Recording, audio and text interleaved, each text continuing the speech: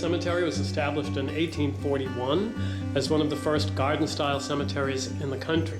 It is listed on the National Register of Historic Places and today has in total about 85 acres of land.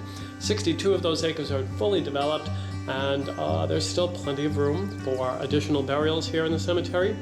It is a garden-style cemetery. We're known for our mausoleums, our sculptural monuments, and we invite people to come and visit us throughout the year.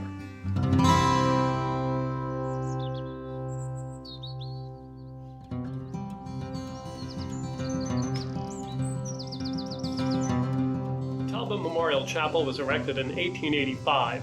The building was designed by Frederick Stickney in a modified Gothic style and was the gift of Mrs. Charles Potts Talbot in memory of her husband, a principal of the Talbot Woolen Mills in Billerica, Massachusetts. Mr. Stickney also designed the shed receiving tomb here in the cemetery, as well as the Talbot Memorial Library in downtown Lowell. The chapel seats about 80 people and is used for funeral services throughout the year.